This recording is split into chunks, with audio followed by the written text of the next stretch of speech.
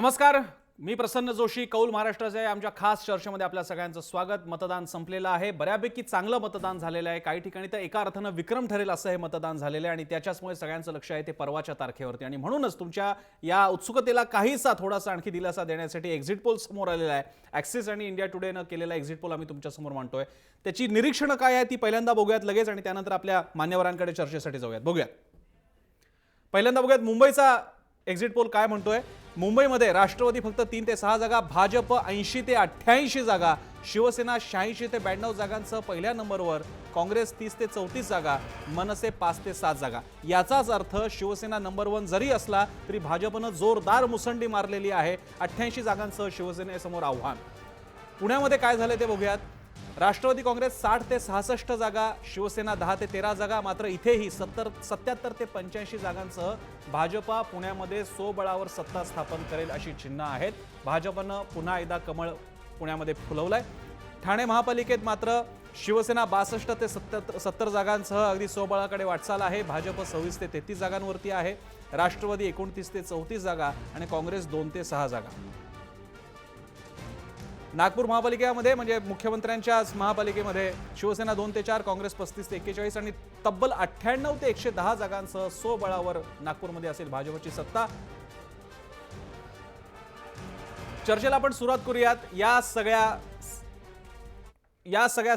सर्वेच्या अनुषंगाने निलेश, पहिली प्रतिक्रिया. मुख्यतः जर सर्व महानगरपालिकांच्या निकालांवर जर नजर टाकली तर भाजप महाराष्ट्रात सर्वात मोठा पक्ष म्हणून पुन्हा एकदा समोर येताना पाहायला मिळतोय.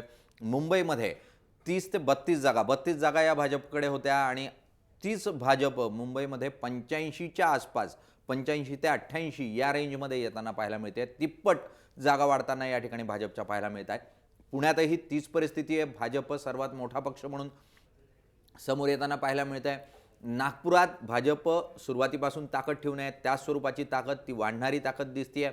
ठाण्यात ताकद वाढतीये, मात्र सत्तेपर्यंत भाजप पोहोचू शकत नाहीये. पण जर प्रमुख महानगरपालिकांवर नजर टाकली तर भाजप हा पूर्ण महाराष्ट्रामध्ये मुसंडी मारताना पाहायला मिळते. भाजप आणि त्यातून मुंबईसारखा जो एक शिवसेनेचा श्वास म्हणून बघितली जात होती मुंबई महानगरपालिका, या महानगरपालिकेवर पूर्णतः सत्ता आहे. एक हाती सत्ता जरी नसली तरीही तुल्यबळ अशी सत्ता जी आहे ती भाजपकडे मुंबई महानगरपालिकेमध्ये येताना आपल्याला पाहायला मिळू शकते. यातून भाजपचा एका विशिष्ट अँगलनं जर विचार केला की कुणाला किती टक्क्यानं वाढ मिळते तर भाजप हा नंबर 1 चा पक्ष होताना राज्यामध्ये आपल्याला पाहायला मिळतोय. मी हाकेंकडे जातो आणि त्यानंतर आपल्यासोबत आता गणेश हाके आहेत भाजपची भूमिका मांडण्यासाठी. त्यांच्यासोबत हेमंत देसाई जे तटस्थ विश्लेषक आहेत. तिकडे पुण्याला मला रत्नाकर महाजन दिसत आहेत, काँग्रेसचे नेते आणि प्रवक्ते. विनायक राऊत मगासपासून आपल्यासोबत आहेत. या सगळ्यांकडे मी जाणार आहे, पण त्यापूर्वी पहिल्यांदा हाकेंकडे जातो. हाकेजी, या सर्वेबद्दल आपलं मत.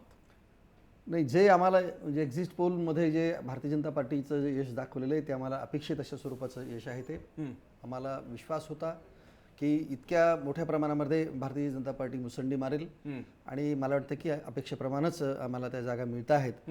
आणि आम्ही म्हणजे यापूर्वी आम्ही अनेकदा सांगत आलेलो आहोत जेव्हा निवडणुका जाहीर झाल्या तेव्हापासून की जसं नगरपालिकांच्या निवडणुकांमध्ये भारतीय जनता पार्टी नंबर 1 चा पक्ष राहिला, तसं आता या जिल्हा परिषदा 25 जिल्हा परिषदा आणि ज्या 10 महापालिका आहेत त्यामध्ये सुद्धा भारतीय जनता पार्टी हा नंबर 1 चाच पक्ष राहील असं आम्ही आत्मविश्वासाने यापूर्वी सांगितलं आणि त्या अपेक्षेप्रमाणेच आता एक्झिट पोलची निकाल आहेत.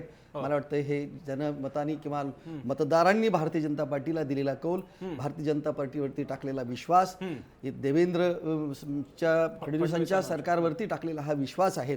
मला असं वाटतं आणि ह्याबद्दल खरं म्हणजे मनापासून मतदारांचे ठीक आहे. अजून अभिनंदन आणि आभार मानण्याची वेळ आलेली नाही. हा एक्झिट पोल आहे, पण हरकत नाही. मी तुमचा आनंद मी समजू शकतो. मी योगेश कुठे सुद्धा आहे, ज्येष्ठ पत्रकार आपल्यासोबत, पण त्यांच्याकडे जाण्यापूर्वी पहिल्यांदा मी पॉलिटिकल पार्टीज कव्हर करतोय. मी जातोय विनायक राऊतांकडे. विनायक राऊतजी, मुंबईमध्ये काहीशा फरकानं शिवसेना या एक्झिट पोलमध्ये नंबर 1 वर आहे, पण एक अर्थ मात्र निश्चित आहे, मुंबई शिवसेनेची राहिलेली नाही. मुंबईच्या तुमच्या बालेकिल्ल्यात भाजप घुसलेली आहे.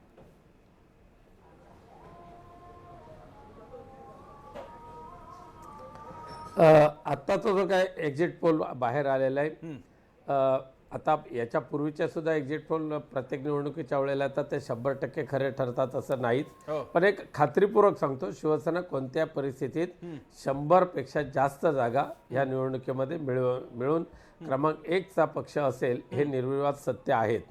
भाजपाने अनेक प्रकारे प्रयत्न केला की कोणत्या परिस्थितीमध्ये म्हणजे भाजपाने जो सत्ता जी आहे दिल्लीची म्हणा किंवा महाराष्ट्रातली, ह्या सत्तेचा काही प्रमाणात वापर तर केला, बऱ्याच मोठ्या प्रमाणात वापर केला आणि मुंबई महानगरपालिकेचे सुद्धा वॉर्ड कसे सोयीस्कर विभागले जातील या दृष्टिकोनातून भाजपाने सत्ता राबवली होती. मतदार याद्यांचा घोळ जो झाला यावेळेला तो यापूर्वी कोणत्या निवडणुकीला झालेला नव्हता. त्यामुळे अशा सर्व परिस्थितीमध्ये सुद्धा शिवसेना एक हाती सध्याच्या प्रस्थापित जे आहेत त्यांच्या विरुद्ध लढते आणि नक्कीच क्रमांक 1चा पक्ष म्हणून या मुंबईमध्ये येते, हे काही कमी नाहीये. बरं, मी त्यातल्या नंबर 1 पणाबद्दल विचारायला येईन की समजा नंबर 1 असली तरी सुद्धा शिवसेनेची एक मर्यादा दिसून आली आहे, पण तो प्रश्न मी जरा नंतर घेतो. मी महाजन सरांकडे जातो. महाजन सर, ज्या पुण्यावर, मुंबईबद्दल तर तुम्ही बोलाच, पण ज्या पुण्यावरती टिळक, त्यानंतर गाडगीळ आणि त्यानंतर अगदी कलमाडींचं वर्चस्व, काँग्रेसमध्ये असताना शरद पवारांचं वर्चस्व असलेलं, आज ही स्थिती आलेली आहे की तुम्ही सत्तेतून बाहेर जाताय, म्हणजे काँग्रेस राष्ट्रवादी बाहेर जाताय हा एक भाग, काँग्रेस तर त्या तुमच्या आघाडीमध्ये सुद्धा मागे रेटली गेलेली आहे. तुम्ही कसं बघता या सर्व्हेकडे? देव आहे का नाही असा प्रश्न येशू ख्रिस्ताला त्याच्या शिष्यांनी विचारला. त्यावर येशूनं असं उत्तर दिलं की मी या प्रश्नाचं उत्तर देणार नाही, कारण मी जर आहे म्हणलं तरी मी सिद्ध करू शकणार नाही आणि नाही म्हणलं तरी ते मी सिद्ध करू शकणार नाही. या सर्वेच्या बद्दल सुद्धा थोडीफार अशीच परिस्थिती आहे आणि सर्वे करणारे लोक सुद्धा असं सांगतात की 5 ते 10% यात फरक पडू शकतो. अशा परिस्थितीमध्ये या सर्वेच्या आकड्यांबद्दल काही निश्चित उत्तर देणं हे आज तरी शक्य नाही. पण 2-3 गोष्टी याच्यात सांगण्याजोग्या आहेत. जरूर, म्हणजे या सर्वेचे परिणाम जसेच्या तसे येतील ही शक्यता नाही हे प्रथम सांगतो. त्यानंतर 2-3 मुद्दे यात सांगायचे ते असे की मुंबई महापालिकेच्या निवडणुकीमध्ये भारतीय जनता पक्ष आणि शिवसेनेमध्ये अतिशय जवळची चुरस असेल आणि अतिशय जवळची स्पर्धा असेल असं वातावरण निवडणुकी आधीपासूनच होतं.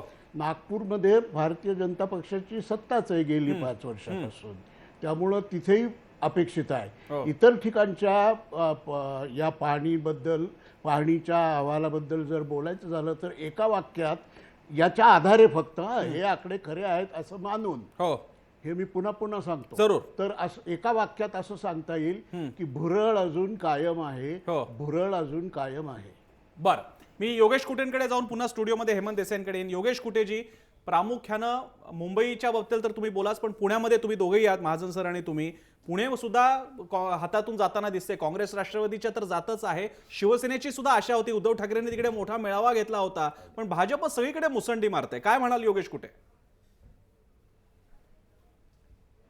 पुण्यामध्ये भाजप आपली ताकद वाढवणार याचा अंदाज सुरुवातीलाच होता, कारण एका जागेसाठी भाजपकडे 20 उमेदवार होते. ज्या भाजपला पुण्यात कधी उमेदवार मिळण्याची मारामार होती त्या भाजपकडे अक्षरशः लोकांनी रांगा लावलेल्या होत्या. त्यामुळे पुण्यामध्ये भाजपचे 8 आमदार आहेत, 2 खासदार आहेत, त्यामुळे पुण्यामध्ये भाजपची ताकद वाढेल असा सुरुवातीपासूनचा अंदाज तो खरा ठरतो आहे. मात्र स्वबळावरती भाजप पुण्यामध्ये सत्ता स्थापन करेल की नाही हा जो प्रश्न आहे, त्या प्रश्नासाठी आपल्याला 23 तारखेची वाट पाहावी लागेल. कारण उमेदवारी वाटपामध्ये झालेला घोळ, थोडंसं मतदारांच्या, अगदी मुख्यमंत्र्यांच्या सभेला सुद्धा पुण्यामध्ये अगदी शून्य उपस्थिती होती. याचा अर्थ मतदार पूर्णपणे भाजपकडे जो वळलेला होता तो भाजप बरोबर पुण्यामध्ये आहे. याबद्दल मला थोडं स्वतःला शंका वाटते आहे, कारण खरं सुरुवातीच्या टप्प्यामध्ये राष्ट्रवादी काँग्रेस आणि काँग्रेसची थोडीशी बॅकफूट वरती होती. मात्र दोघांची काही जागांपुरती का होईना युती झालेली आहे, आघाडी झालेली आहे आणि त्याचा जो एक परिणाम आहे तो या निकालामध्ये जरा थोडा दिसायला हवा. त्यामुळे जे एक्झिट पोल मध्ये जे दिसत आहे की पुण्यामध्ये भाजप स्वीप करेल असं जरा बोलणं आता तरी थोडं धाडसाचं वाटत आहे. आणि मुंबईबाबत माझं मात्र थोडेसे निरीक्षण आहे. जो मराठी माणूस आहे, जो मराठी पत्रकार आहे, त्याला असं वाटत होतं किंवा त्याला मनातून असं वाटतंय की जरा शिवसेनेनं तिथे यावं होतं, पण मात्र नॉन मराठी माणसांशी आपण बोललो की आपलं लक्षात येतं की जरा थोडंसं भाजपचं वारं तिथं बऱ्यापैकी भाजपचं वारं बऱ्यापैकी हे झालेलं आहे. बरं. आणि म्हणूनच जो मुंबईमधला जो आकडा ते सांगतायत हो. तो आकडा भाजपसाठी नक्कीच मुंबईमध्ये समाधानकारक आहे. आणि मला एक नागपूरमध्ये एक सांगायचं होतं की जसं मी थोडा अभ्यास करत होतो की नागपूरमध्ये काँग्रेसची अशी अवस्था होणं बिकटच होतं, जिथे काँग्रेसच्या प्रदेशाध्यक्षावर मेळाव्यामध्ये खुद्द काँग्रेस कार्यकर्ता शाई फेकतो, तिथे काँग्रेसची अशी अवस्था होणं हे काय आश्चर्य वाटण्यासारखं त्याच्यामध्ये अजिबात नाहीये. ठाण्यामध्ये मात्र ज्या पद्धतीनं बीजेपी पुढे जायला हवी होती ती बीजेपी पुढे जायला दिसत नाही. ते शिवसेनेनं जर ठाणं राखलं तर ते शिवसेनेसाठी नक्कीच कौतुकास्पद ठरू नक्कीच. शकेल. अर्थात मी इथे एक छोटासा ब्रेक येतो. ब्रेकच्या नंतर मी देसाईंकडे येईन आणि बाकीचे मुद्दे खास करून आपण मुंबई ठाण्यावरती फोकस ठेवणार आहोत. मुंबई तर प्रामुख्याने चर्चेचा भाग असेल. ब्रेक नंतर पाहत राहा जय महाराष्ट्र.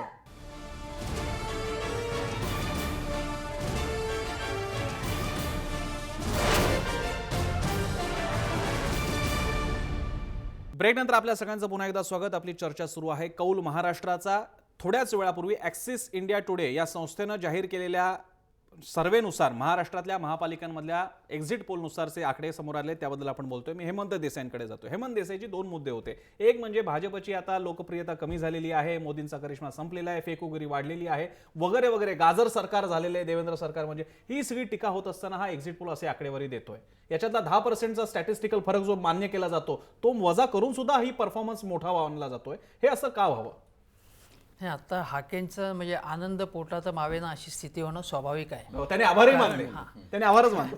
कारण सगळ्या म्हणजे नगरपालिका नगरपंचायती या सगळ्या निवडणुकामध्ये यश मिळालं आणि मग बाकीचे विरोधक असं म्हणत होते की आता जिल्हा परिषदेमध्ये काय होईल ते बघा तुम्ही, आम्ही तुमचा वचपा काढू तिथे. प्रत्यक्षात तसं झालेलं नाहीये. आणि एक लक्षात घ्या की ही जी सगळी शहरं आहेत, काही मेगा सिटीज आहेत, त्यामध्ये म्हणजे शहरीकरण झालेलं सगळ्यात जास्त महाराष्ट्र आहे आणि त्यामध्ये हे यश मिळालेलं आहे. भाजप हा शहरी पक्ष आहे हे कबूल आहे, पण या मेगा सिटीजमध्ये ग्रामीण भागातून आलेले सुद्धा मोठ्या प्रमाणावरती लोक आहेत आणि त्याच्यामध्ये जर यश मिळत असेल तर ते कौतुक करण्यासारखं आहे. हे पहिलं ठळकपणे सांगितलं पाहिजे. दुसरी गोष्ट याच्यामध्ये ऑब्झर्वेशन असं आहे की शिवसेना आणि भाजप यांच्या सगळ्या युद्धामध्ये दोघांचाही ॲडव्हान्टेज झालेला आहे बघा, दोघांनाही. म्हणजे मुंबईमध्ये 75 वरनं जर शिवसेनेच्या जागा वाढल्यात, भाजपच्या तर तिप्पट जागा वाढताना दिसत आहेत. हे जर अंदाज खरे ठरले असतील तर म्हणजे दोघांनी एकमेकावरती आरोप करून जे आपण म्हणत होतो की बाकी विरोधकांची स्पेस सगळी त्यांनी खतम केलेली. आजच मला काँग्रेसचा एक मोठा नेता असं म्हणाला की आम्हाला 52 जागा आमच्या आहेत, त्या कदाचित 10 जागा वाढतील किंवा फार तर 10 जागा कमी होतील. आता या 20 जागा जर कमी होताना दिसत असतील तर काँग्रेसने, विशेषतः मुंबई काँग्रेसच्या नेतृत्वाने, केवळ मोदींना तुम्ही नावं ठेवण्यामधनं काही साधणार नाही. तुमच्यामध्ये डोकवा, तुमचा परफॉर्मन्स काय आहे हे बघा. मनसे, काँग्रेसचा नेता जर का प्रदेशात शहराध्यक्षाला मूर्ख म्हणत असेल त्याला काही अर्थच नव्हता. आणि दुसरी गोष्ट म्हणजे अशी की मनसे म्हणजे त्यांनी नाशिकमध्ये आम्ही काय केलं हे दाखवत होते. ठीक आहे, नाशिकमध्ये काही चांगली कामं केली, पण मुंबईमध्ये तुम्ही येताना, पुण्यामध्ये जाता, नाशिकमध्ये काय केलं हे केवळ दाखवून चालणार नाही. पुण्यामध्ये आणि मुंबईमध्ये काय करणार हे तुम्ही दाखवलं पाहिजे. ते तुम्ही दाखवलं नाही. म्हणजे हे राष्ट्रवादी काँग्रेसनी तर म्हणजे पवारांनी स्वतः सांगून मुंबईत ताकद आमची नाही, पण आता आहे ती ताकद सुद्धा तुम्ही गमावत आहे. पुणे, काकासाहेब गाडगिळांचं पुणे हे पुढे कलमाडींचं पुणे झालं आणि काँग्रेसनी कलमाडींच्या काळामध्ये संपूर्ण आपला स्वतःचा धोंडा पाडून घेतला. काँग्रेसचं पुणे होतं पूर्णपणे, ते पुढे त्याच्यानंतर राष्ट्रवादीकडे गेलं आणि राष्ट्रवादीला सुद्धा म्हणजे अजितदादा पवार किंवा यांना आपला हा जो गड राखता येत नसेल तर खूपच म्हणजे दारुण अवस्था आहे. आणि त्यामुळे आता लक्षात घेतलं पाहिजे की केवळ भारतीय जनता पक्षाला शिव्या दाखवली वाहून उपयोग नाही. तुम्ही स्वतःमध्ये सुधारणा घडवून आणली पाहिजे. ती सुधारणा घडवून आणण्यात साफ अपयश आलेलं आहे. विनायकरावजी, मुख्यतः या चर्चेच्या अनुषंगानं मी विनायक राऊतांना एक प्रश्न विचारतोय. विनायकरावजी, मुख्यतः आता जो एक्झिट पोल येतोय त्यामध्ये ज्या स्वरूपाचे आकडे समोर येत आहेत, साधारण 5 ते 7 जागा या मनसेला मिळताना पाहायला मिळतात आणि एकूण टक्के जर बघितले तर 5 ते 8% मतं जी आहेत ती आत्ताही मनसेला गेली आहेत, अशा स्वरूपाचा एक्झिट पोल आहे. जर मनसेशी हात मिळवला असता तर 100चा आकडा काय अगदी एक हाती सत्ता मिळवण्यापर्यंत सेना जाऊ शकली असती असं तुम्हाला वाटत नाही का? बरोबर आहे.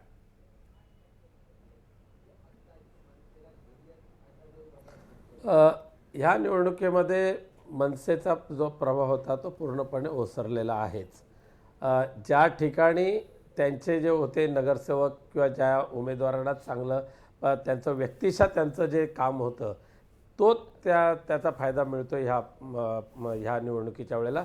त्यामध्ये मनसे ह्या पक्षाचा फायदा फार मोठा प्रभाव नाही, तर तो त्या ठिकाणच्या व्यक्तीचा प्रभाव असू शकतो. आणि मनसेशी हातमिळवणी शिवसेनेने करणं हा प्रश्नच निर्माण होत नाही, कारण एकदा शिवसेना पक्षप्रमुखांनी ठरवलं की आपण स्वतंत्र लढायचं, स्वतंत्र जिंकायचं, की तो फॉर्म्युला कोणाला मदतीला घ्या वगैरे असा काही विषय निर्माण होऊ शकत नाही. आणि त्यातल्या त्यात मनसे हा मदतीला घेण्याचा पक्ष आता राहिलेलाच नाही, हे महत्वाचं आहे. नाही, पण जर 6% मतं असतील तर ही मतं 2 ते 3% जरी तुमच्याकडे वळली असती तर तुमची एकूण संख्याबळ किती झालं असतं मुंबई महानगरपालिकेतलं? मी एक प्रश्न विचारू का जोडून? विनायकजी, तुम्ही एक सांगा की बाळासाहेबांनी सांगितलं होतं की मराठी मतांची विभागणी झाली बाळासाहेब पूर्वीच्या निवडणुकीमध्ये, आणि मनसेनी हे शिवसेनेबरोबर निवडणुका लढायला पाहिजे होत्या एकत्र येऊन, असं बाळासाहेबांनी सांगितलं होतं. आता तुमचा आत्मविश्वास ठीक आहे, मी मगाशी म्हटलं की अति आत्मविश्वास आता समजा जर कमी पडल्या, समजा तुमच्या 90च्या 95 आल्या आणि तुम्हाला त्यांची गरज पडली तर तुम्ही घेणार नाहीत का सत्तेसाठी? मनसेची घ्यायला लागली तर ती मदत तुम्हाला पाहिजे, मग तुम्ही एकत्र आला असतात तर काय बिघडलं असतं?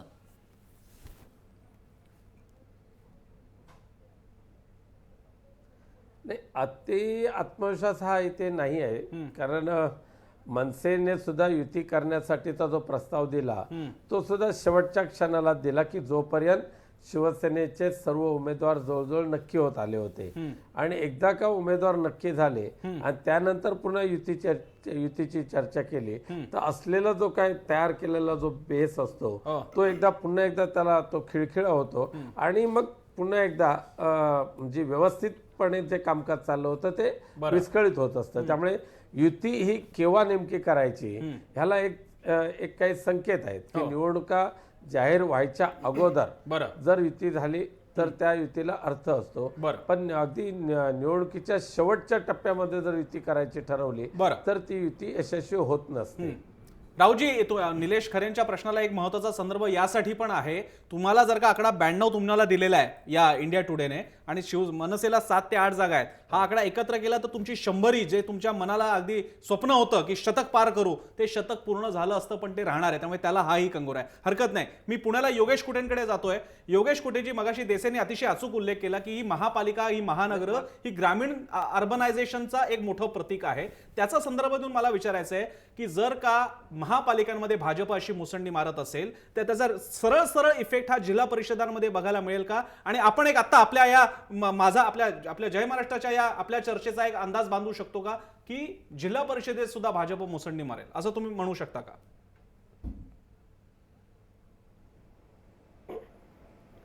जो शहरी भाग आहे त्या शहरी भागामध्ये भाजपची मुसंडी पूर्णपणे दिसते आहे, पण जो ग्रामीण भाग आहे तिथे समजा पुण्याच्या ग्रामीण भागामध्ये भाजपला फार काही संधी मिळेल असं मला वैयक्तिकरित्या वाटत नाही. कारण जो भाजपचा जो सगळा वोटर बेस आहे, जो मतदार आहे, तो सगळा मतदार एक विशिष्ट भागामध्ये कॉन्सन्ट्रेट झालेला आहे आणि त्याला संस्थात्मक बेस असा कोणता नाहीये.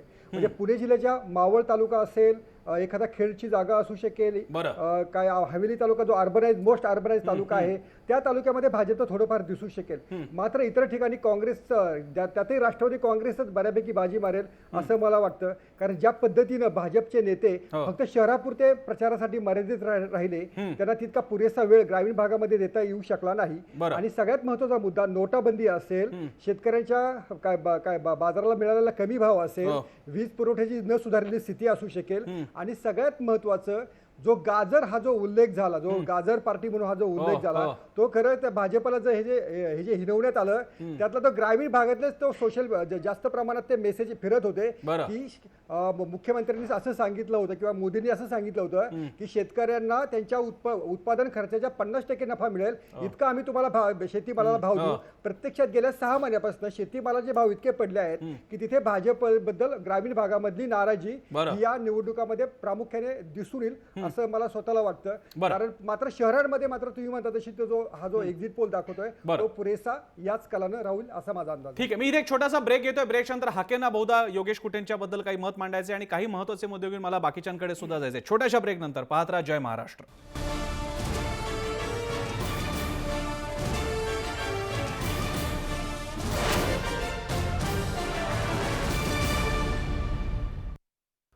ब्रेकनंतर आपल्या सगळ्यांचं स्वागत. ब्रेकपूर्वी योगेश कुटे यांनी जिल्हा परिषदांमध्ये या आताच्या एक्झिट पोलचा एक साईड इफेक्ट म्हणून बघायचा झाला तर काय अंदाज असू शकतो हा योगेश कुटेंनी मांडला. त्याच्याबद्दल बहुधा मतभेद आहेत. गणेश हाकेंचे, हाकेजी काय म्हणतात? नाही, योगेश कुटेजी म्हणाले की फार म्हणजे जिल्हा परिषद आणि पंचायत समित्यांमध्ये ग्रामीण भागात त्यांचा फटका बसेल असे ते म्हणाले. त्यांचा अभ्यास फक्त मला वाटतं पुणे जिल्ह्यापुरता आहे आणि पुणे जिल्ह्यामध्ये काही फार आमची शक्ती नाही आहे. 3च फक्त जिल्हा परिषदेचे 75 पैकी 3 सदस्य आहेत आमचे फक्त.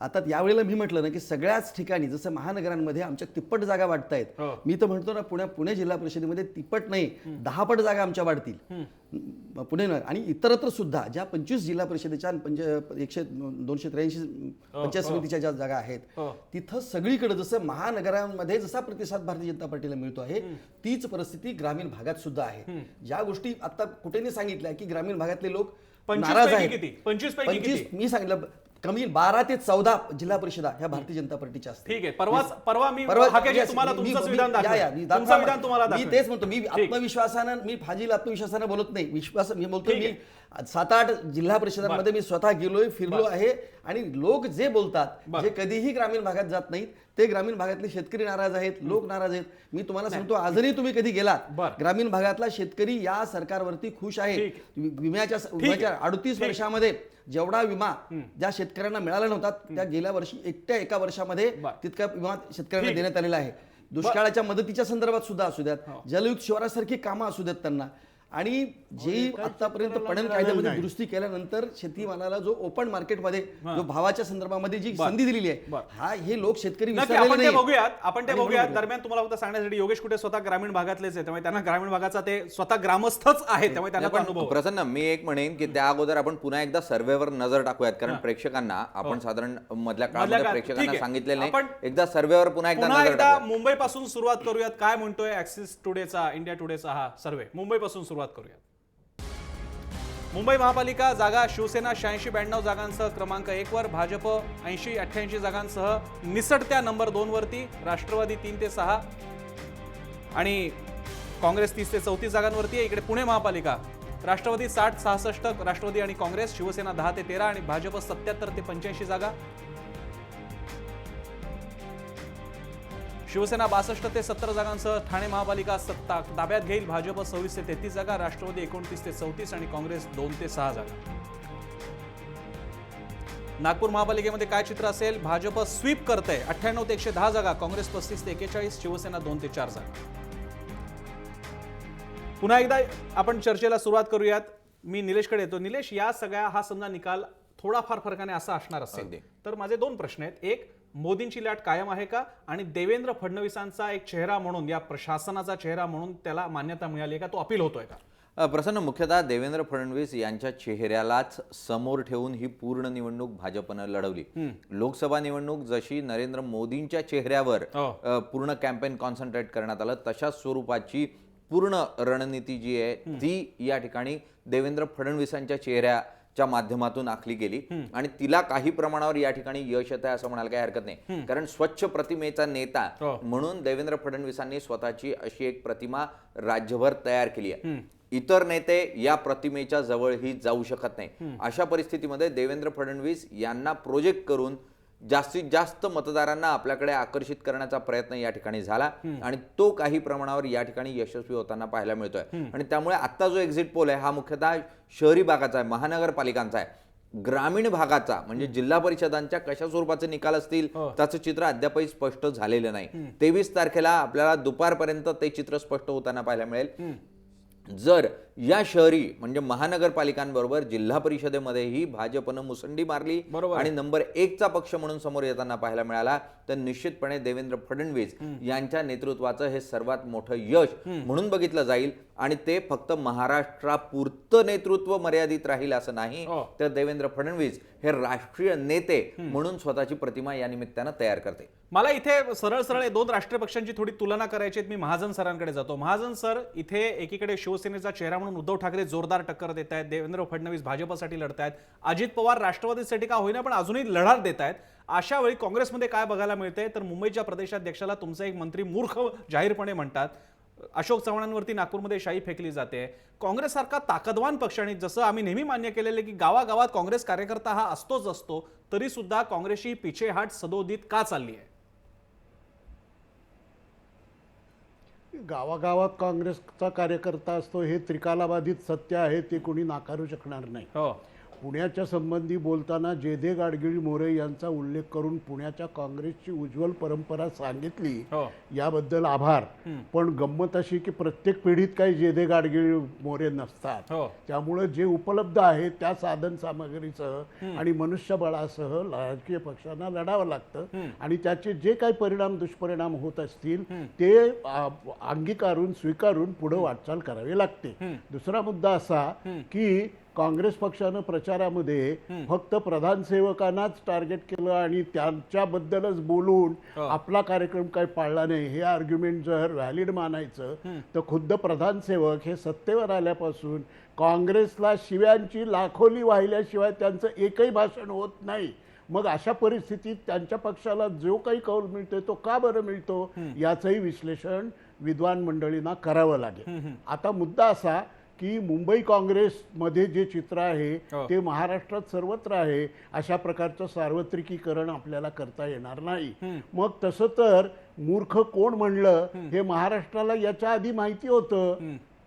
कोण म्हणलं मुंबई काँग्रेसच्या अध्यक्षाला मूर्ख कोण म्हणलं, तर एक राष्ट्रीय नेते म्हणाले जे काँग्रेसचे नव्हते, ते म्हणाले. पण त्याच्यावरून काही सिद्ध होतं असंही नाही. मुद्दा असा आहे की आज जे चित्र दिसतं आहे ते मी मगाशी म्हटल्याप्रमाणे आभासी चित्र आहे असं मी पुढचं पाऊल टाकून म्हणतो. याचं कारण असं की पुण्याचा प्रश्न जिथपर्यंत आहे तिथपर्यंत पुण्यातले एक प्रभावी नेते, याच्या पलीकडे मी त्याचं वर्णन करत नाही, ते असं खासगीत असं सांगतात की पुण्याच्या पालिका निवडणुकीमध्ये आम्ही 50च्या वर जाणार नाही.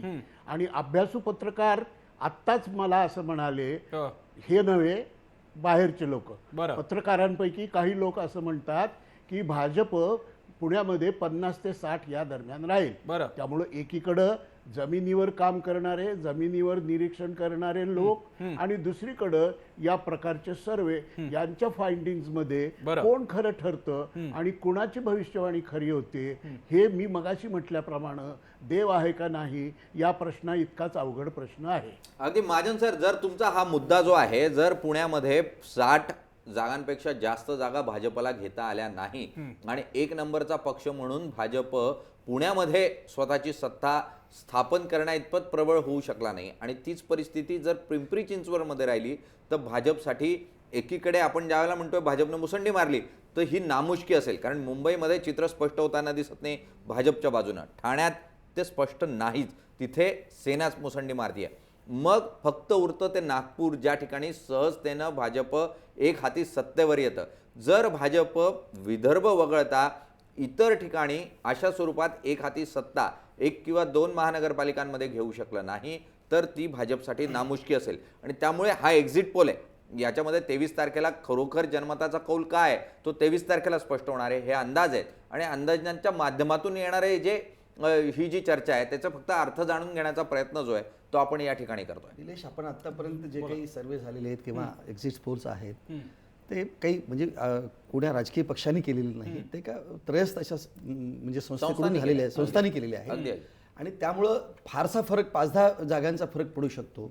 पण आपल्याला अनुकूल असलेले म्हणजे सर्वे हे आपल्याला म्हणजे ते योग्य आणि मग प्रतिकूल असलेले सर्वे मात्र ते बरोबर नाहीत असं म्हणणं विद्वान म्हणजे आणि ज्येष्ठ लोकांनी मला वाटतं ते योग्य नाही असं आहे. हे आम्ही याआधी कधी म्हटलेलं नाही आणि आत्ताही म्हणत नाही. नाही आपण म्हणालात की दोन्ही गोष्टी आहेत. कसं आहे की माझं म्हणणं आहे की आपण ठीक हे आहे, माझ्यामध्ये आतापर्यंत तुम्ही दोघंही अशा तुम्ही दोन्ही स्वरूपाचे मान्यवर नाही तुम्ही दोन्ही मान्यवर एकाच भूमिकेवर बोलतायत की सर्वेचे निकाल असेच लागतील असंही नाही. त्या महाजन सर पण तेच म्हणतात, त्यामुळे आपण तो विषय वाद वाढवायला नको. मी देसाईंकडे जाऊ शकलो नव्हतो. देसाईजी. नाही, मी फक्त महाजनांना उत्तर नाही, फक्त एवढंच सांगतो की काँग्रेसची जी अशी दशा झालेली आहे आता, ती ओळखणं ही त्या शहरांच्या नेतृत्वाला ज्या प्रमाणात शक्य होतं त्या प्रमाणात प्रयत्न झाले नाहीत असं माझं म्हणणं आहे. आणि मोदी जर ज्या प्रकारे मोदींच्या मनात किंवा भाजपच्या मनात नेहरू गांधी घराण्यामध्ये नसा द्वेष भरलेला आहे आणि तो एकदम जाणं शक्य नाही, तरी सुद्धा ते का वाढता आहेत हा जो प्रश्न आहे त्याला माझं असं उत्तर आहे की ते वाढतायत याचं कारण काँग्रेस कमी पडतंय खूप. काँग्रेस प्रयत्नांची शर्थ नाही, हात टाकून दिलेले आहेत सगळे प्रयत्न, हे त्याचं मुख्य कारण आहे. आणि दुसरी गोष्ट अशी की आता देवेंद्र फडणवीसांबद्दल निलेश जे म्हणाले ते बरोबरच आहे की त्याच्यामध्ये देवेंद्रांची जी काही राष्ट्रीय प्रतिमा सुद्धा याच्यामध्ये एक महाराष्ट्र मोठं राज्य आहे, उत्तर प्रदेश बिहारसारखंच मोठं राज्य असल्यामुळे महाराष्ट्रामध्ये जो काँग्रेसचा महाराष्ट्र म्हणून जो ओळखला जात होता तो त्या महाराष्ट्रामध्ये संपूर्ण महाराष्ट्राचं किंवा 50% जास्त महाराष्ट्राचं भाजपकरण झालं. जो शहरी म्हणून हिणवला जात होता तर ते भाजपचं यश आपल्याला मान्य करायला लागेल. आणि ते मान्य केलं तर ही जी काही ग्रोथ आहे ती काही कायमस्वरूपी नाहीये. हे काँग्रेस आणि राष्ट्रवादी सुद्धा पुढे येऊ शकतात. आता याच्यामध्ये जे त्यांनी उल्लेख केला नाही ते नेते असे म्हणाले होते, संजय निरुपम यांच्याबद्दल मूर्ख असा शब्द प्रयोग शरद पवार यांनी केला. राणे म्हणाले होते हा काही एवढा मोठा नाही की ज्याच्याबद्दल मी काही बोला. बरोबर आहे ना, पण संजय निरुपम यांच्याबद्दल सुद्धा आपल्याला काही बोलायला लागेल ना की निरुपम यांना काय म्हणत होते. निरुपम यांना सुद्धा 100 गाठायची जी इच्छा होती आणि काय प्रयत्न दिसत होते त्याच्यामध्ये. म्हणजे कुठल्याही प्रकारे सामूहिक नेतृत्व नव्हतं. आणि दुसरा महत्वाचा सगळ्यात मुद्दा असा आहे की देवेंद्र फडणवीसांचं वय आणि ते तरुण नेतृत्व हे जर आपण बघितलं तर मी त्यांचा काही गुणगौरव करण्यासाठी इथे बसलो नाही. केवळ मी असं म्हणतोय की बाकीचं नेतृत्व अन्य पक्षांचं आहे ते थकलेलं, मागच्या पिढीतलं तीच शैली बोलणारं, हे आजच्या पिढीतलं थोडंसं जे भाषा बोलणारं असं नेतृत्व नाहीये त्यांचं. त्याच्यामुळे पण त्याचा फरक पडतो. वयामुळे नाही, मी एकूण विचारामुळे, विचार प्रणालीमुळे, शैलीमुळे असंही मी म्हणतोय. केवळ नेतृत्व नाही तर कर्तृत्व सुद्धा आहे. गेल्या 2.25 वर्षामध्ये ज्या पद्धतीनं देवेंद्र फडणवीसांनी महाराष्ट्रामध्ये काम केलेलं आहे, एक व्हिजनरी नेता, एक डायनामिक नेता आणि पारदर्शकता. आता हे समारोपाचं भाषण आपण 23 तारखेला करूया. नाही करू, माझं असं म्हणणं नाही, पण नाही जे यश मिळतंय किंवा ज्या गोष्टी होत आहेत त्याला काही कारण आहेत. बरं ठीक आहे, अजून यश बघूयात तर खरं. 23 तारखेला टीका केली आणि टीका हाकेजी 23 तारखेला बघूयात तर कौतुक करायचं तर उद्धव ठाकरे यांचं सुद्धा कौतुक करायला लागेल. मी शेवटच्या 2 वाक्यांसाठी निलेशकडे येतो. निलेश, या सगळ्या असं जर का चालू असेल तर असं म्हणणं योग्य आहे का की भाजपची लाट कायम आणि शिवसेना हा महाराष्ट्रातला प्रमुख विरोधी पक्ष उरलेला आहे?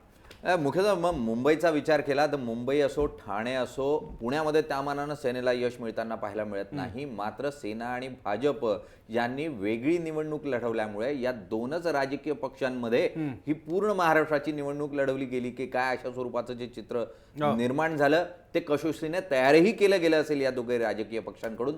त्यामध्ये हे दोघेही राजकीय पक्ष हे यशस्वी होताना पाहायला मिळत आहे. आणि त्यामध्ये राष्ट्रवादी काँग्रेस आणि काँग्रेस हे फक्त दुय्यमच नाही तर त्यापेक्षाही खालच्या पातळीवर जाऊन बसतील की काय अशा स्वरूपाचं चित्र तयार झालंय.